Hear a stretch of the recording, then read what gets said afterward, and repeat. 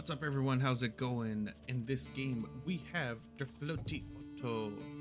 I'm pretty sure I just brutally murdered the crap out of that.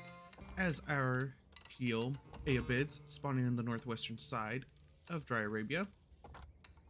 In the southeast, we have Rakatak as our blue Mongol, also known as Recon. Both of these players, amazing. Top 200 from what I remember last time I checked them out. Let's see what we have here between the two of them. Already going for wood, which indicates a tower rush. How much is he going to commit into it? Only time will tell.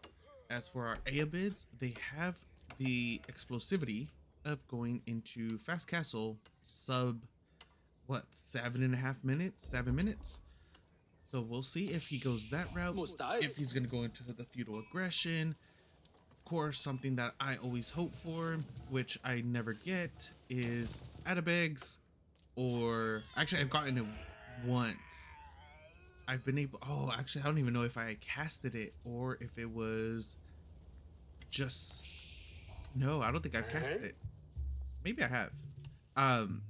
The upgrade one, where you get all your upgrades depending on what age you're in. So if you upgrade, what was it? No, it's not armaments. Oh, I can't remember what it's called right now. But when you age up with that, you get all your like +1s for Dark Age. But if you do it in Imperial, then you get all the +3s. So for attack, range attack, armor, ranged armor, all that good stuff. Highly doubt we'll see that. But if we do, that'd be pretty cool. I'd also like to see the Atabegs. I highly doubt we're going to see that. Those Atabegs could, like, I honestly think they're a little underestimated. It might need a little bit of a buff in order to make them slightly more usable. I think they're pretty cool. I think they're neat little units that have a niche role. House of Wisdom is already down. Of course, he could already go into Culture Wing advancements to get into feudal. Highly unlikely. Instead, yes, it's going to be reinforcements, military wing. As for our Mongol player, the wood that he was going for ends up being for an early pasture, since he does have a protected Uvu right underneath his town center. Should already be getting the gold as well. Almost there. Just a little bit more. Now, are we going to be seeing Silver Tree, or are we going to be seeing...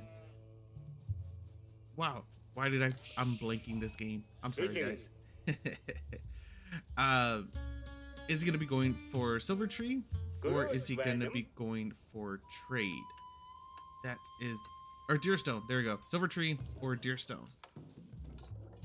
His trade actually isn't that optimal. So if he wants full trade, like it's in a decent spot considering it's only about a square, 2 squares away from the edge of the map. But in order to get max distance, I could see it. Like I could see him still doing it. That's not bad. It's gonna be a decent amount of gold too. That's like 150 gold round trip. Yeah, Deerstone. No, I wanted to see Silver Tree. As I was talking, he already placed down his age up, and of course, as we already know, it is going to be reinforcements. Pretty standard play out of both of them. Nothing too serious. No tower rush, which I assumed it would be. Instead, he went for the good old pastures. Actually, not really. Going for the pastures isn't too standard. It is something that I have seen quite a few people start implementing in their playbook kind of thing. I like it. I like this play. It's more economic than just going for the tower rush every game. Deerstone's finishes roughly around the same time as. Where are you? Didn't you spawn already? Yes, you are on the other side of the map, and this will be applying pressure to the gold if he had anything there, as well as the potential trade route. this is going to be his first time scouting out, I believe, what's actually there. Go into his view. Yeah, he's going to be seeing it very soon, that it is indeed going to be the Deerstone and not the Silver Tree. So since we are in a little bit of a lull right now, I'd like to just say this week has been a little hectic. Sorry for not producing as much content as I normally do, but everything should be coming around this upcoming week. At bare minimum, I have been trying to get 2 videos out. Also, the upload for the Rumble just took way too long. I don't know what it is about uploading from YouTube, but this time around it took 26 hours, and it wasn't even that long.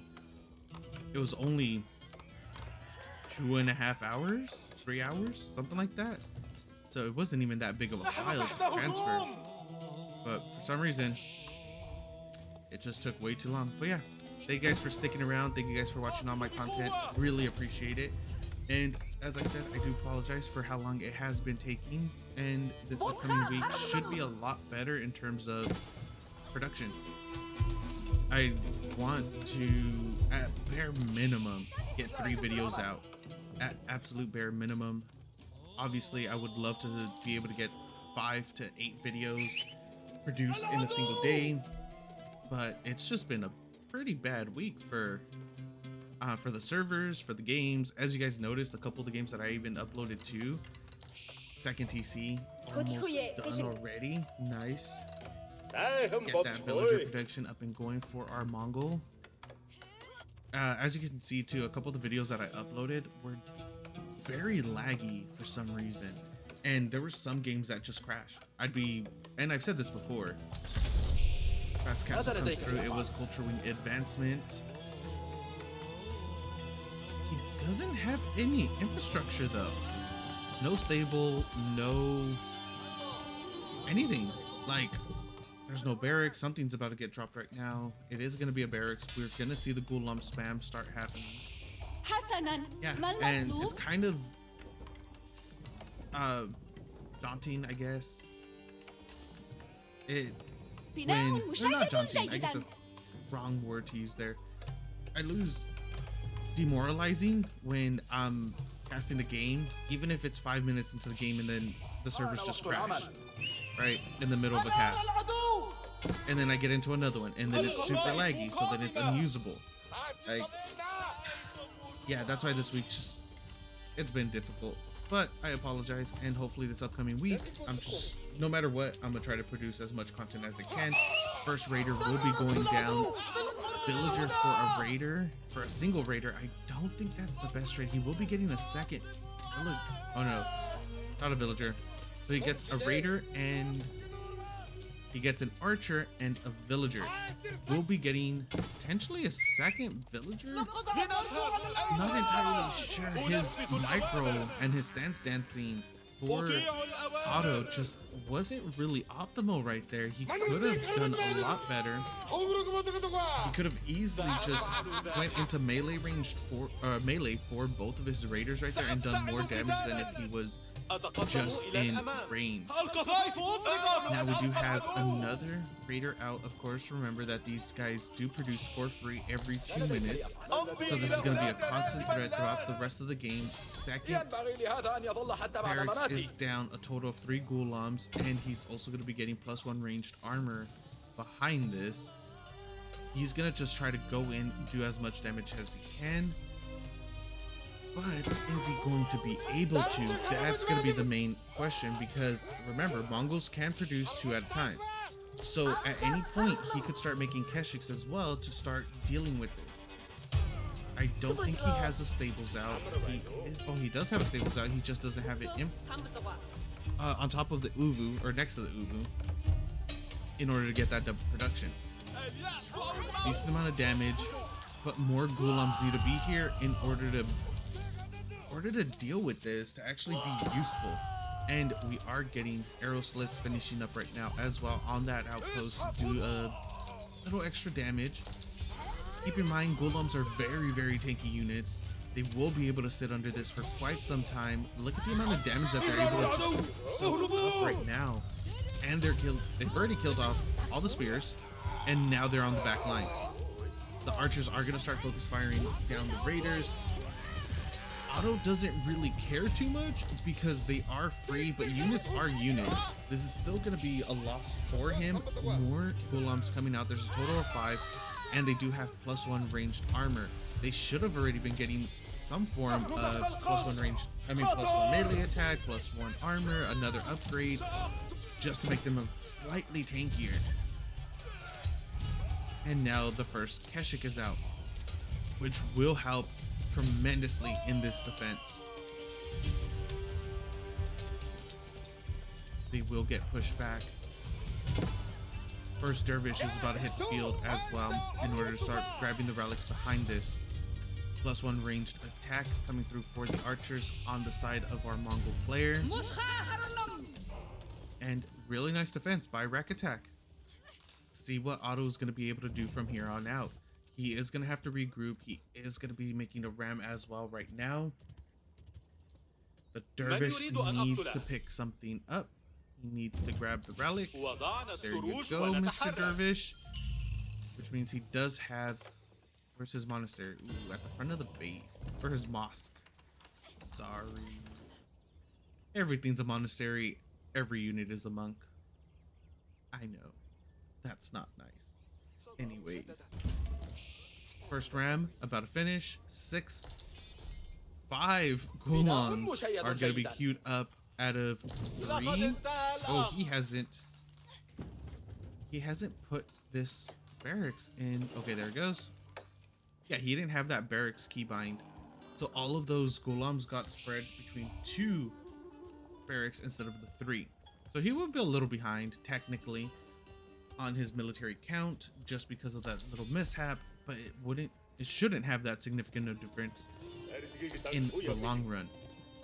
3 Keshiks and the Khan are gonna go attempt to do some sort of damage in the back line, get into the villagers. It does get scouted out.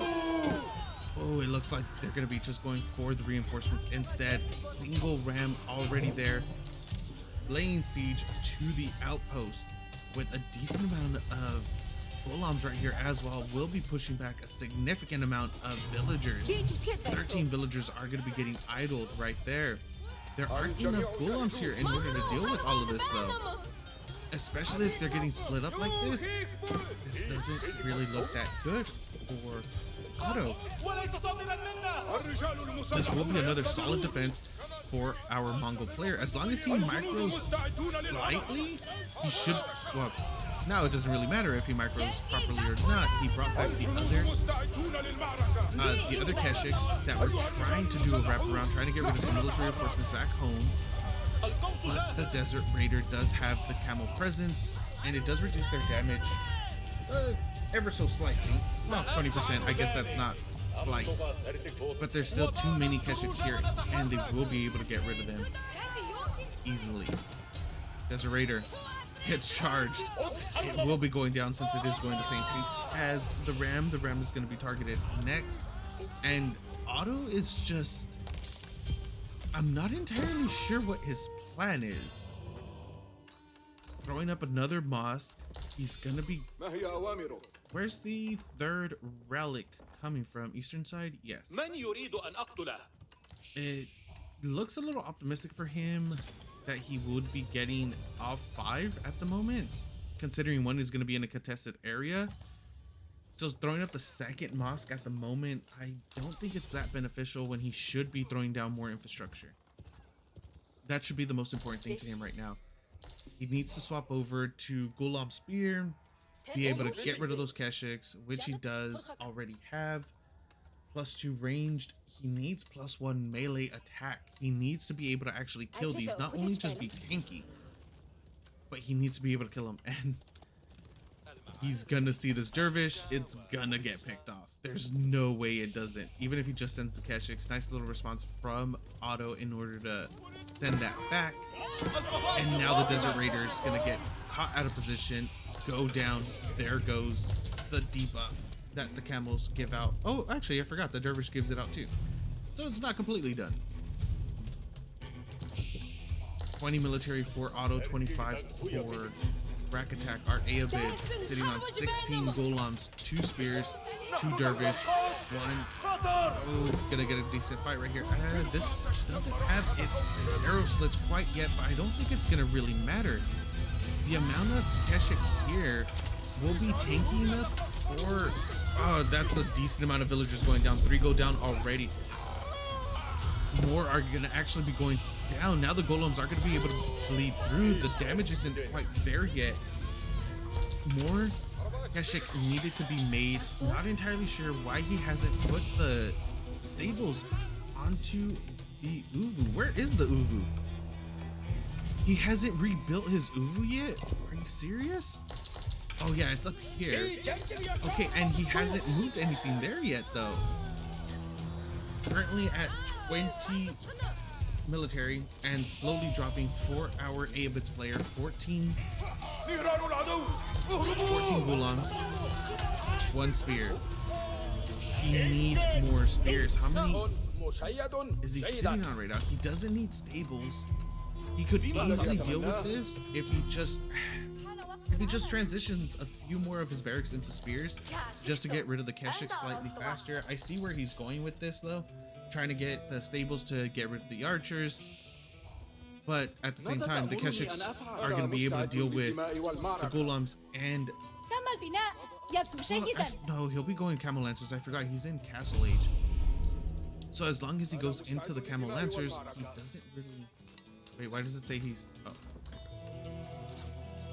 yeah, for some reason it said that I had to switch to his vision because it was saying that he was not in castle, which didn't make any sense because golems, dervish, you know, relics, all that good stuff, everything points to him being in castle age.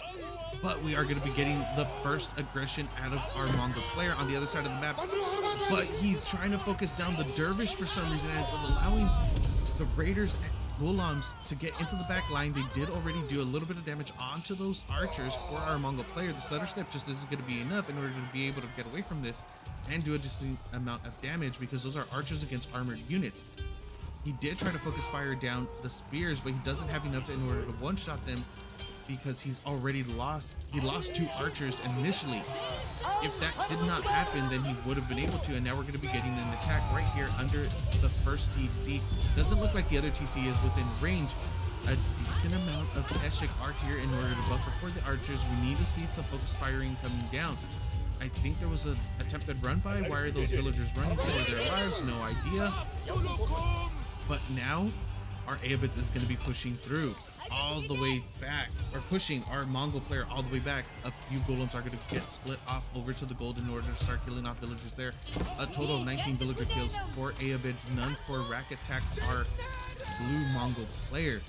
And now a lot more villagers are getting idled. A total of 16 are going to be going back. 15 already idled. Take that back, 19. That's going to be a total of 36 idled villagers. That's half of his economy. Half of his villager count is going to be idle. This is absolutely devastating for our Mongol player at the moment, especially with the amount of golems that are going to be bleeding through. Camel archers are streamlining through, and camel lancers are coming in as well. A few spears, decent amount of armored units are going to be here, while our Mongol player is sitting on archers. No range, no units able to do bonus damage to armored yet. No crossbows, nothing of the sort.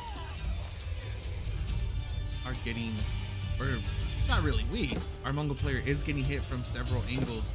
There's a camel lancer, camel lancer, and golem at gold. Double lancers looking around the map, seeing if they can find anything. And in the middle of all of this, in the middle of the base, more units are going down. GG does get called. Game goes to our Teal Aeobids player, Der Flotti Otto. Thank you guys for watching. Hope you enjoyed. I will see you next time.